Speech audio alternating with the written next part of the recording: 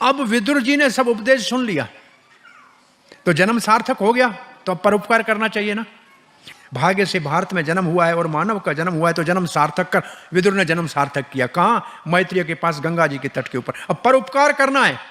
बोला किसका उपकार करूं? ओ धृतराष्ट्र मेरा भाई है, जिसके घर से मैं अपमानित होकर निकला था, उसी का जाके भला करना है, उसी को मोह ममता से छुड़ाना है, माया से मुक्त करना है। इसलिए कहते हैं भगवान और भगवान के भक्त को किसी से द्वेष नहीं होता। कहते हैं राम जी वनवास में केकई के कारण गए, जब 14 साल वनवास से लौटे तो पहले केकई के कक्ष में गए और प्रणाम करके फिर कौशल्या के पास गए। भगवान और भगवान के भक्त द्वेष नहीं करते। विदुर जी वापस हस्तिनापुर में आए हैं। पांडवों के तो जैसे मरे हुए शरीर में जान आ गई। विदुर को देख के युधिष्ठिर महाराज कहते हैं हमारे तो पिता को हमने देखा नहीं था, आप ही हमारे रक्षक थे, आंखों की जैसे पलक रक्षा करते हैं ऐसे आपने हमारी रक्षा की थी, आप आ गए, हम बड़े प्रसन्न हुए।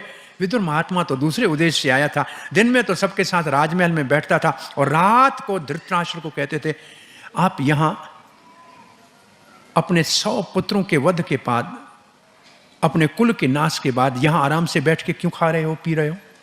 अब कहता है धृतराष्ट्र महाराज, पहले दुर्योधन मेरी बात नहीं मानता था, लेकिन महाराज युधिष्ठिर तो मेरी आज्ञा के बगैर तो कोई काम ही नहीं करता है। तो विदुर जी कहते हैं पहले बुरे पुत्र में मोह था और अब अच्छे पुत्र में मोह है, लेकिन मोह तो उतना ही उतना है। जंजीर चाहे सोने की हो चाहे चांदी की हो, जंजीर तो जंजीर है, हथकड़ी तो हथकड़ी है। और फिर युधिष्ठिर महाराज और फिर धृतराष्ट्र को विदुर जी कहने लगे ये भीमसेन जिसने आपके 100 पुत्रों का वध किया है, वो आपको कुत्ते की तरह रोटी देता है और उसको खा के और आप जीवन में जी रहे हो, चलो यहां से, अपने जन्म को सार्थक करो। ऐसा कठोर वचन कहा।